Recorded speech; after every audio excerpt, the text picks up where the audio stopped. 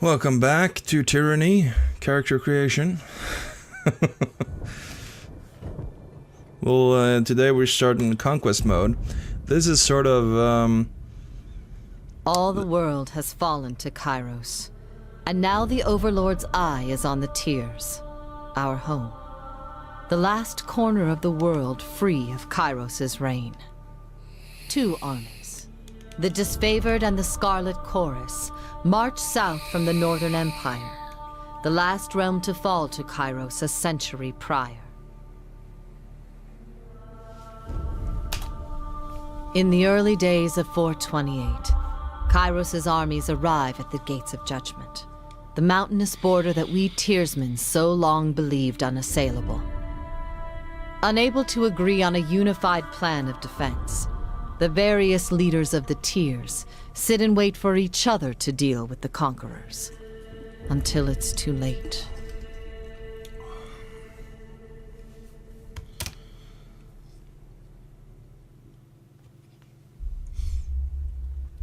okay. How's here? During the Conquest, you will decide your character's action during Kairos' invasion of the Tears, shaping the world through which you will adventure over the course of the game. Each choice you make affects your character and how major factions in the Tears respond to you. Your decisions matter. Choose wisely. This is really cool. Because it gives you a lot of backstory about where you're or about the land. It gives you a lot of lore. So it makes you well informed, or well enough informed, to when you're actually starting to play, or getting into the game. And it allows you to shape your character's history as well. So that's really cool. Okay, the Bastard City. Let's read about that. Yeah, you can right-click on any of these, by the way, and get more information.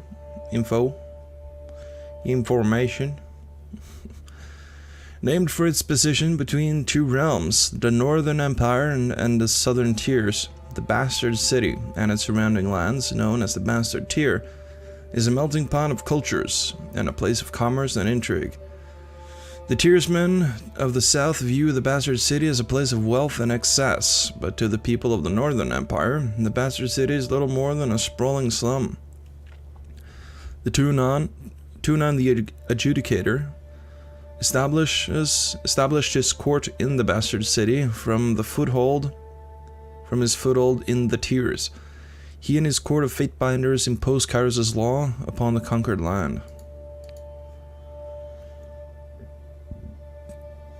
Okay. Right.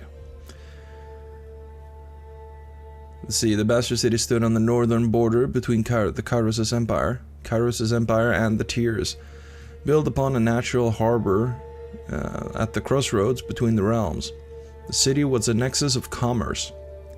To the Tears, it was a center of all wealth. To a northerner, it was little more than a backwater trading post. Its symbolic status as a gateway to the continent made it a natural first target for Kairos' military conquest. Circumstances were ideal for you to prove your worth as a soldier in Kairos' armies. Taking the city would send a message to the rest of the Tears. Kairos' will is insurmountable. Okay. Right, infiltrate the Tears. Both armies sent their forces to prepare the way, or the Gates of Judgment. In the first major engagement in the war, Kairos' armies crossed the mountains and established a foothold. Let's see what this is. History would remember the Gates of Judgment as the first battle in the Conquest, but the real combat unfolded with advanced units on both armies preparing for the coming war. The Disfavored and Scarlet Chorus each had a plan to infiltrate the capital city. Which army did you join? So you lent your skill to the elite Disfavored scouts to capture a border garrison. Graven Ash insisted An early victory in the offensive would boost the morale of his troops and diminish the haughty overconfidence of the Southerners. Or he joined the Scarlet Chorus as they raided the villages and small towns, conscripting every able-bodied man and woman into the army. The Voices of Nerat emphasized the rewards of conscription and enslavement over wanton bloodshed. Apparently, his soldiers needed a reminder. Or I guess we want to go and for the main course, right? The armies of Kairos took the battle to the gates of judgment, trumpeting the opening call of the conquest of the Tears. The two armies, the Disfavored and the Scarlet Chorus, brought their distinctive sense of order and chaos to the assault. You went to battle alongside the army whose approach best suited your strengths. Standing shield to shield with Kairos' ironclad elite, you advanced on the mercenary army, purchased by the nobles of the bastard city. The Legion wanted to send a message to the Tears that superior breeding and disciplined training would win the day. Or you rushed with the chaotic mass of the Scarlet Chorus, flanking the bastard city's army, drove them to flee. I guess we're not really standing shield to shield, but discipline training is certainly, I guess, fits Roland better, so we'll do that. Fits with our sensibilities. The bastard city learned too late that military is earned and never bought.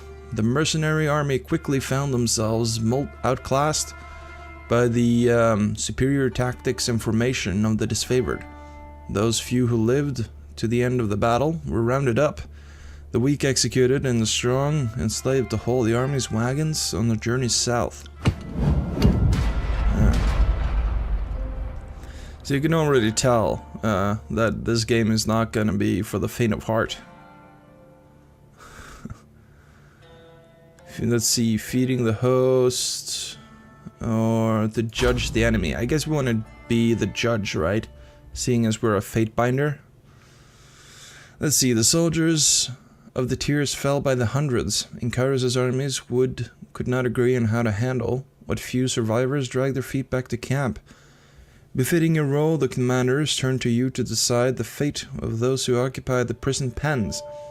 There were only enough prisoners to support the plan of a single army. Enslave the enemy. Let's see. The Disfavored needed slaves to haul their gear, dig latrines, and keep their pallets warm at night. You consigned the survivors of the battle to their subservient role among the Graven Ash's noble troops. Or you gave the prisoners a chance to serve in Kairos' army or die. The Scarlet Chorus was in need of extra troops to fill up the vanguard, and your former enemies would occupy those snots nicely. No, I don't think so. I'm not in favor of that. They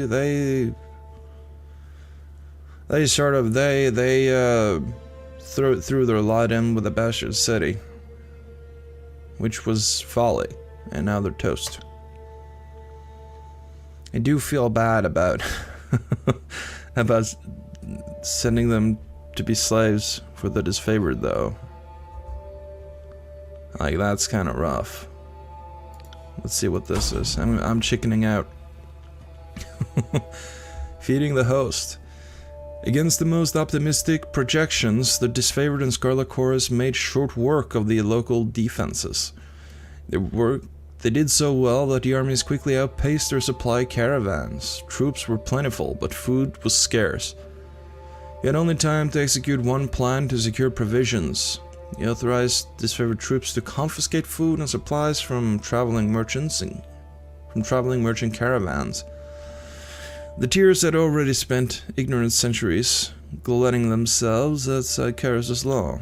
Or you authorized the Scarlet Chorus to send their horde out to pillage from farms and villages. Spreading the infamy of Kairos' army prepared the Tears for the reality of impending conquest. I don't know. I guess this one is fine. Just confiscate this stuff. Take it and eat it.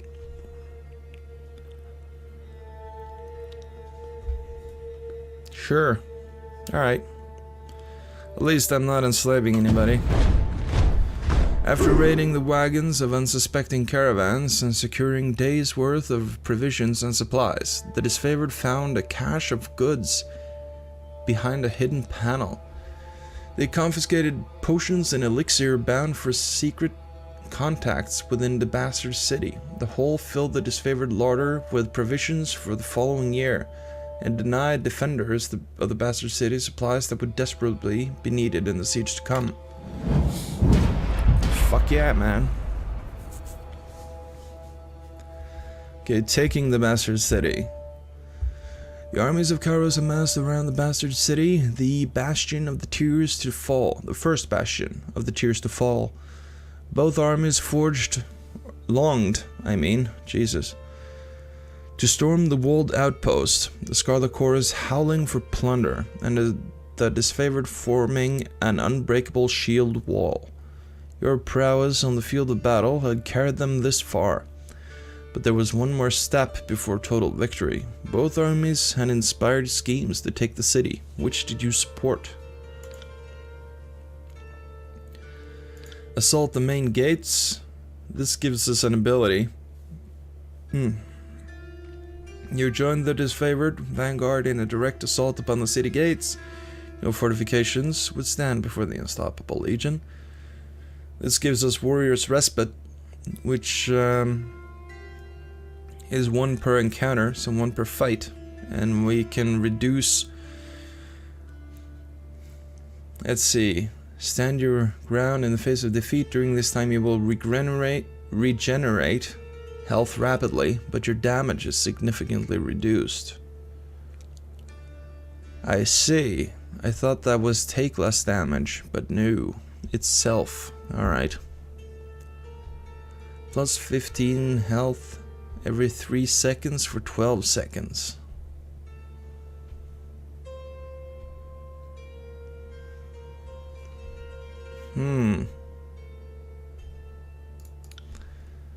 See, we can join the Scarlet Chorus in setting fire to the city and blocking the gates. The defenders would surrender or burn. This gives you Searing Palm, which it is worth noting that the magic system in this game is a little strange in that you collect runes and sigils and you sort of combine them to make spells. And this gives you the ability to make fire spells, like, period. So when you find like a ranged expression rune, you can make a fireball. So if you're going for any kind of mage or any kind of fire, that's the thing to get. I'm not going to be casting much spells though. You led a mixed band of the disfavored and Scarlet Chorus scouts over the city walls to sabotage its defenses. Gives us concealing shadows. Grace deflection minus accuracy. Plus 200 dodge, plus 200 parry. Create a cloud of obscuring shadow and dust. For a short duration, enemies that use physical attacks against you have significantly increased chance to miss. During this time, your attacks will also be less effective. I guess it serves good, or serves well, to draw heat away from you. No, I'll take the warrior's respite. And regen some health. Let's see, with heroic courage and legendary determination, sounds about right. The disfavored battered the gates of the bastard city to splinters. Those who fell under the consistent hail of arrows or cascades of boiling pitch left the battlefield temporarily, only to appear hours later as the Archon Graven Ash's protection healed their numerous wounds. In time, the gates gave way, and Kairos' forces spilled inside the city walls, with resounding cheers of victory. Ah, that's right. Melt, you bastard. Okay, the bastard city settled into a new state of normalcy, with every tower displaying Kairos' banner. Your name was whispered alongside rumors of a decorated career to come. Armies divided into two fronts and migrated south. Tunon sent words that you were to join the next frontier of Kairos' conquest, either as a judge and overseer of a settlement of Lethanians, of the settlement of Lethian's Crossing, or as a war advisor to the armies advancing into the realm of Apex.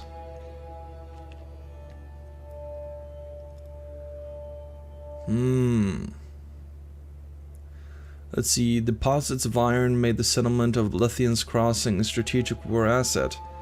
Kairos sent the forge-bound smith mages of exceptional skill to establish the flow of weaponry. Tunon the Adjudicators and one of his Fatebinders to ensure the enforcement of Kairos' law. Or the Apex. The troops of the mountain realm of the Apex stood idle in their safety of their valley, biding their time as their neighbors of the Bastard Tier fell. In the second year of the war, a joint force of the Disfavored and Scarlet Chorus crossed over the mountains to take control of the Tier's central valley.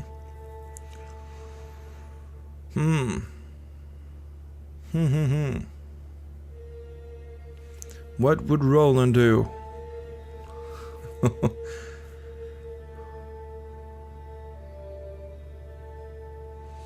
I guess he would want to go to the front. Like his business is with guns, right? He's not an overseer. His talents lie with the sword and the mace. 429 TR. TR, and what is that? Tears Reckoning? Maybe?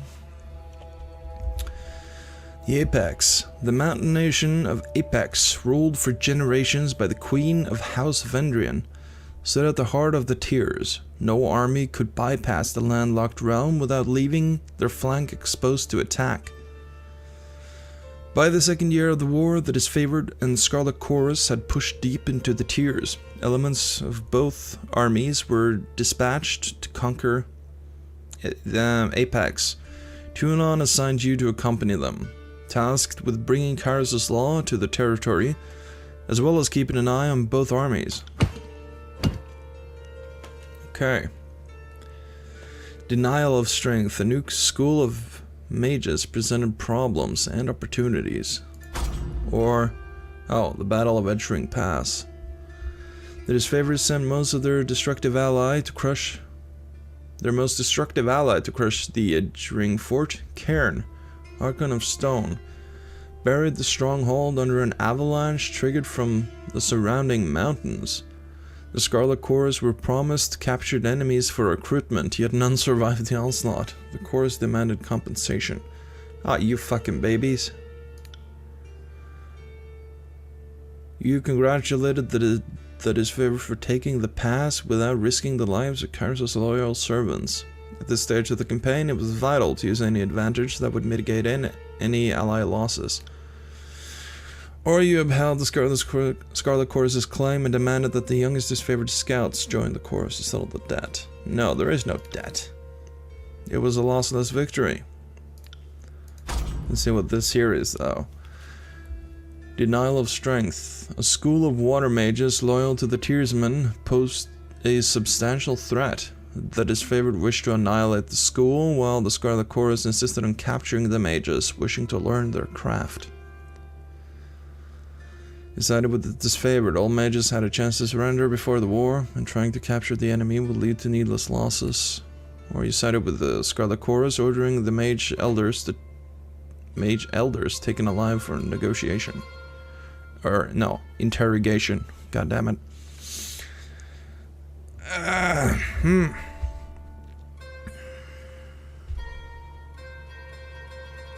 Which to choose?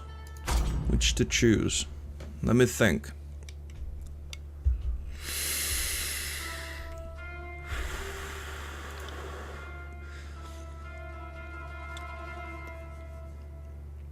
I would side with the disfavored here. But magic is complicated shit.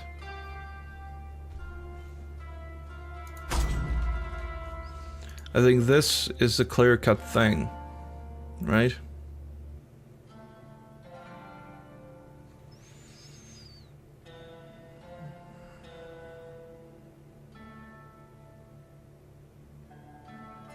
That is the clear-cut thing.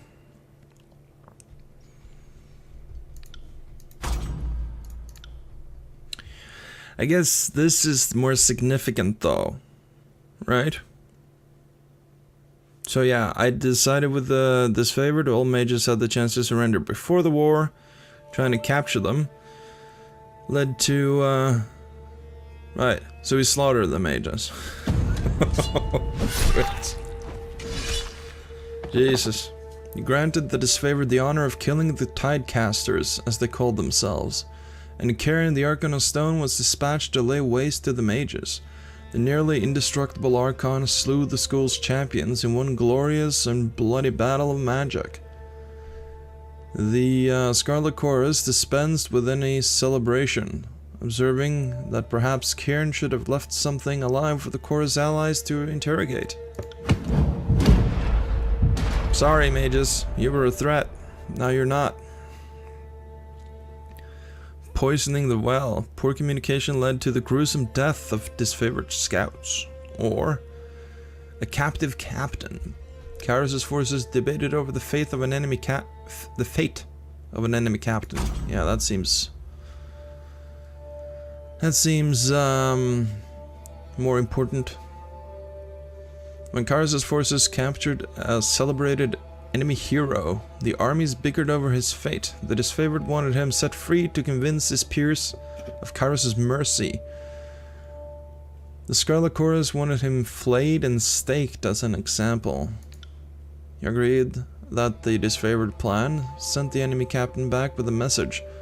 All those who surrendered or cooperated would be treated with deserving respect as subjects of Kairos' peace. Or he executed the captain and had his remains fashioned into a terrifying display. Fear was the Scarlet Chorus' most compelling weapon, and you knew that its impact would resonate across the Apex's army.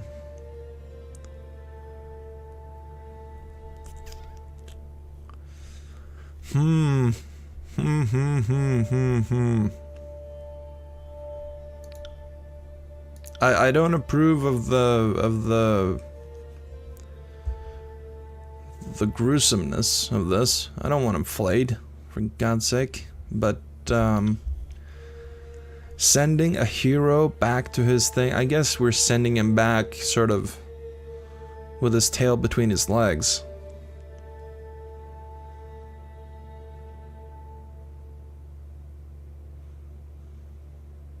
So we are humbling him.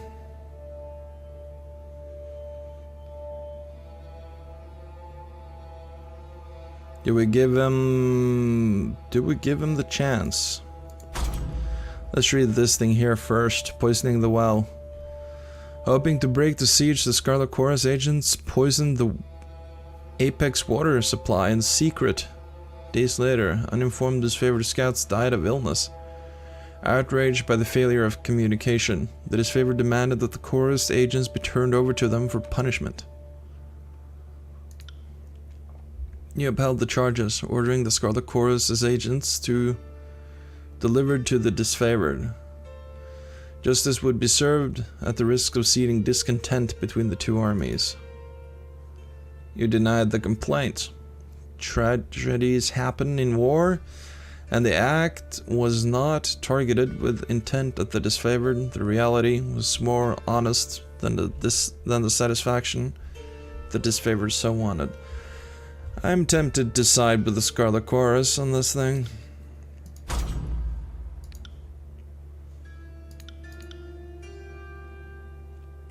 But that's a minor issue. Do we send him back with a message? I guess removing... I think we do. But it's only that we don't make a martyr of him because he's a hero to these people. We don't want to make a martyr of him. We just want to humble him. You know, we just want to cut his balls off and send him back to his people.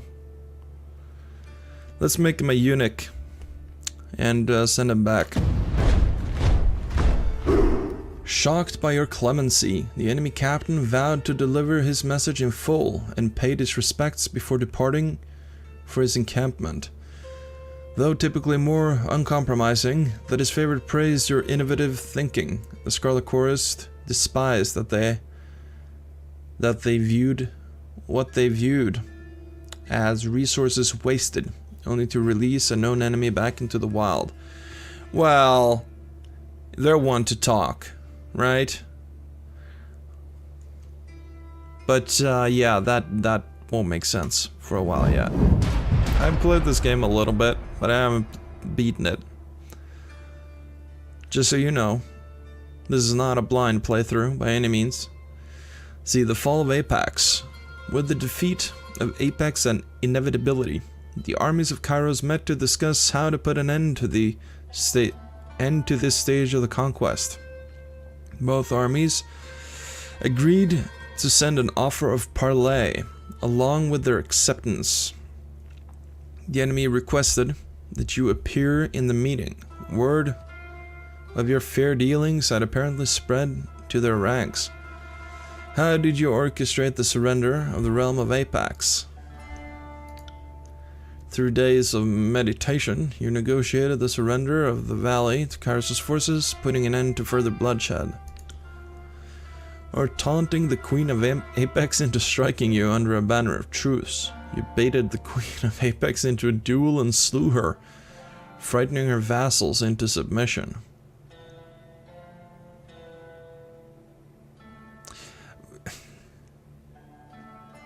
Listen, Roland does not hit women, alright? Even though she is a queen and apparently capable of a duel, you know, that's sort of beneath us. I think we'll just negotiate for peace. Let her live for now. Your former enemies were loath to part with their lands, but they were even more reluctant to continue a war they were losing at every turn. The Tearsmen are a stubborn lot, and despite their grim situation, it still took days of discussion and diplomacy to show them the madness of tenacity. On the third day of meditation, the rulers of Apex finally submit to your terms of surrender, putting an end to the war in the valley, and freeing up Kairos' forces to march deeper into the Tears. I already regret my decision there. I don't think Roland would have the patience. Now that I think about it. Oh well. Let's see, the land of Apex finally rested in the hands of Kairos' forces. The Scarlet Chorus paused to revel in victory while the disfavored prepared for the next fight, affording themselves but an evening's rest. Kairos' armies radiated out from the conquered citadel and worked their way across the Tears. The disfavored and Scarlet Chorus aimed to dominate as much territory as possible in the coming year.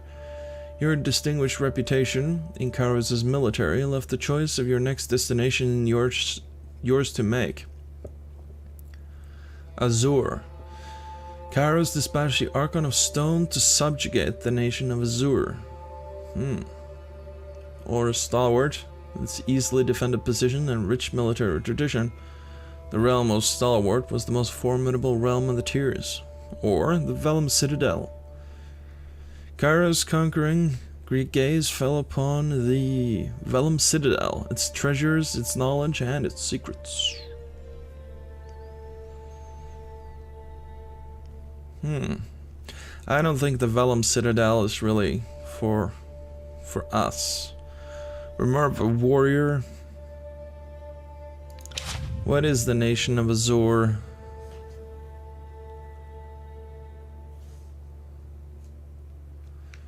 The Archon of Stone.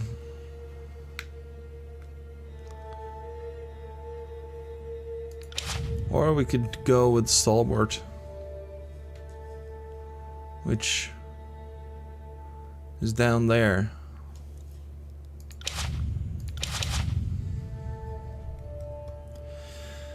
I don't know enough about Azur. Like, I wouldn't want to go there if it's very peaceful. Or like diplomatic.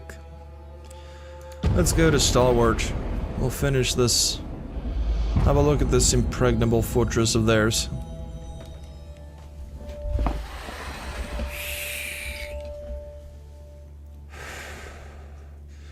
The realm of Stalwart was best known for its proud army, disciplined, courageous, and undefeated in their home soil, on their home soil. Skill and resolve made Stalwart a military power that Kairos' forces approached with due caution. With its southern precision, Stalwart had been largely safe from war, watching for 2 years as its neighbors fell to Kairos' forces. On the dawn of the third year of war, Kairos' forces were finally poised to invade the Stalwart Peninsula and subdue the tier's most vaunted army. Marching on empty, tragedy struck when hungry Scarlet Cora's soldiers appropriated disfavored supplies. Or a contentious setback, stinging defeat led to accusations among Kairos' armies. What is this defeat? What is this heresy? After a defeat in the hands of the enemy's defenders, the Scarlet Chorus accused the disfavored of recklessness. The disfavored claimed the Scarlet Chorus brought too few soldiers to cover their flanks. Both armies refused to march until you gave a ruling. Knowing the disfavored reputation for discipline as well as the Scarlet Chorus's powers to instill fear and frenzy, you decided that the Scarlet Chorus was in the wrong.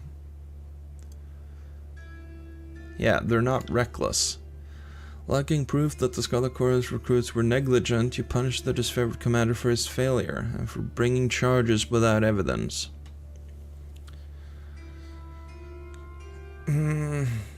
That is, I mean, if we're going to remain impartial, that would be the thing. But yeah, I don't think they were all that reckless, really. Let's see what this is.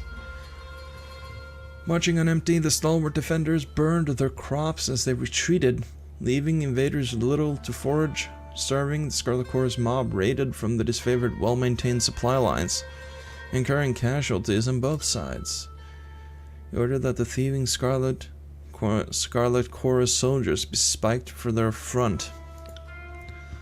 By your command, the disfavored shared their provisions. The thieves each lost a hand for their treachery.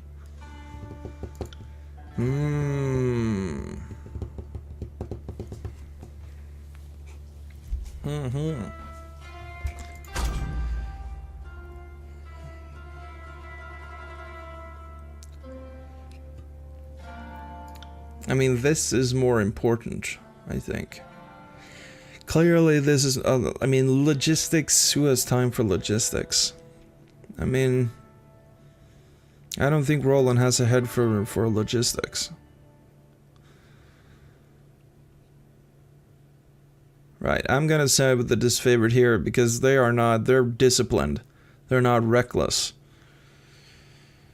So, you Scarlet Chorus bitches are in the wrong.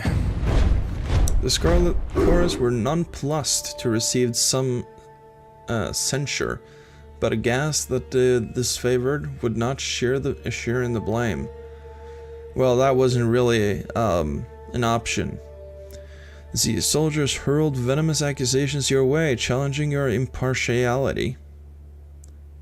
Partiality, right. Wondering where justice would be found, if it could be found. Well, that was what I said. It wasn't very impartial. But it's...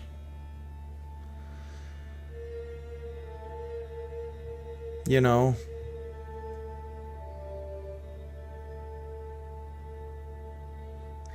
It's clearly shit. It's technical stuff. I'm not interested in technicalities. I'll follow my own damn moral compass, thank you very much. Let's see here. They argued that reputation should have no bearing on the law. Yeah, well, 3 years of war. I think you've earned your reputation at that point. Negative conscription. Suspicions among whose... Suspicions arose when Scarlet Chorus soldiers fought under the banner of Stalwart. Fall of the Regents. When the enemy commander fell captive, Kairos' armies argued over what to do with her. Okay, let's see what this is. The armies of Kairos collaborated on the capture of an enemy leader. The Scarlet Chorus requested that she be interrogated by the Archon of Secrets. The disfavored wished to display her corpse in battle.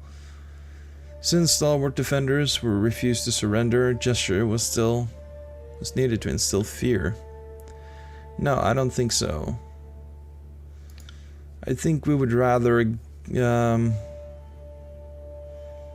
send her to be interrogated. Let's see if she knows anything useful. Well, what is this first? Scarlet Chorus soldiers were spotted fighting alongside stalwart defenses. The voices of Narad insisted that they were spies, enlisted to gauge the enemy's weakness and sow discontent. The disfavored accused the soldiers of treason and demanded bloody reprisal. Their contentious armies sought your ruling on the matter. Trusting Kairos' spymaster knew his business, he ordered that the disfavored ignore these Scarlet Chorus agents. He ordered the disfavored to execute these spies when they were found, and demanded a full accounting of the so-called agents from the Scarlet Chorus.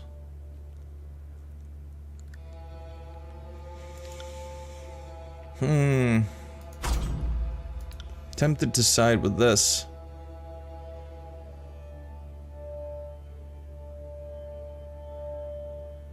Yeah, let's see if that commander knows anything.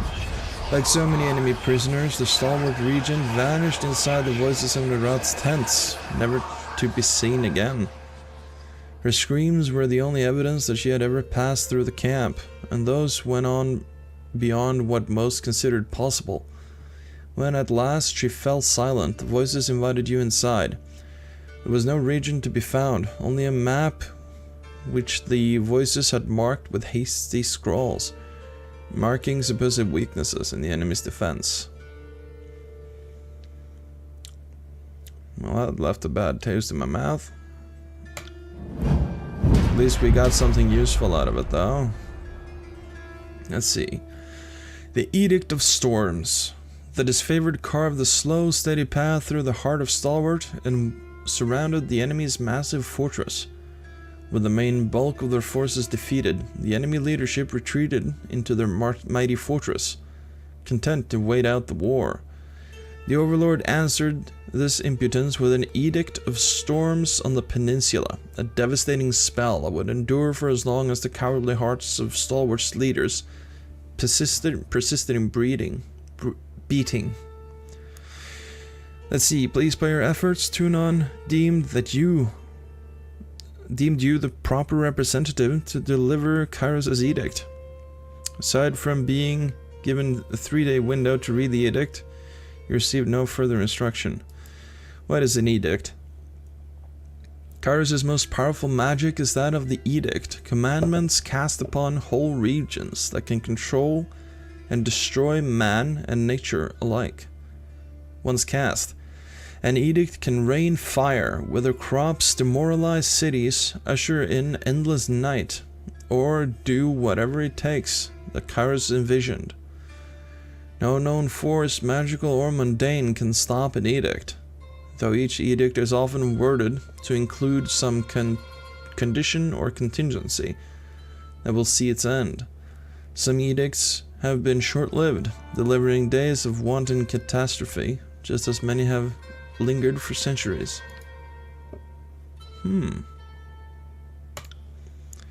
So it's basically godlike powers.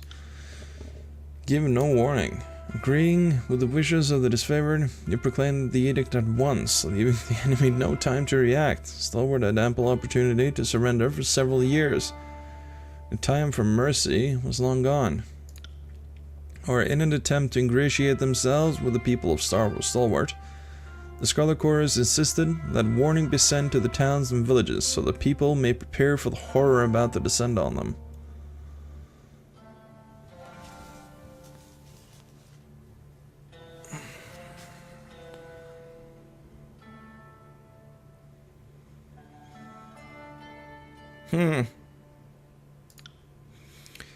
You know what? I somewhat agree here with that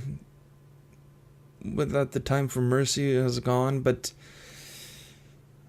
I think it seems eager, you know? It seems eager. We should warn the people, I guess. Let's send out a warning.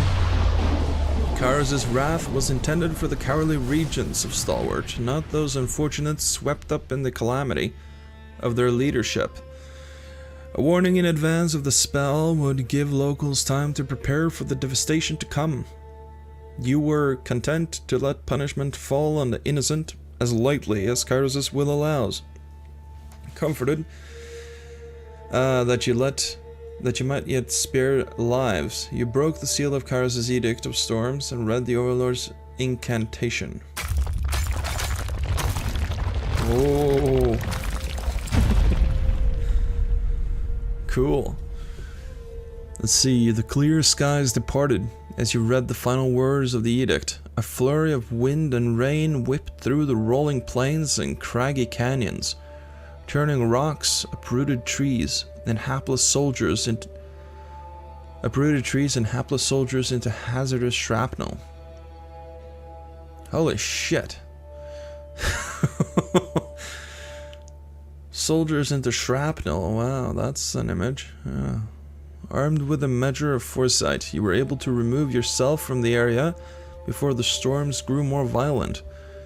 Over time, nearby communities told of cyclones consisting of thousands of soldiers' worth of limbs, spears, armor, and skulls.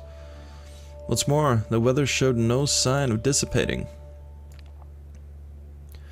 Several units of disfavored, who fought the enemy despite of the advancing storm, were caught up in the Overlord's magic.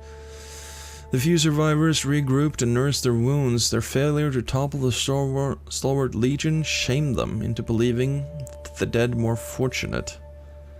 The name Stalwart fell from use. People took to calling it the Blade Grave, for the remade landscape festooned with the iron and bronze armaments of two once great legions. As Kairos' forces departed, you spared a glance at the ruins of Stalwart, marveling at your work. You didn't have long to rest before Tunon called you into service once more.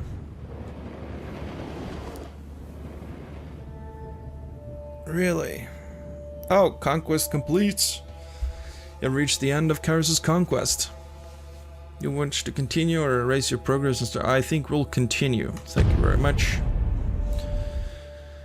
Jeez. That's character creation, everybody. I told you it was an involved process. So, hopefully, you guys are itching to get on with the game. As am I. So we'll end this episode here. And I hope to see you next time on Let's Play Tyranny. So long.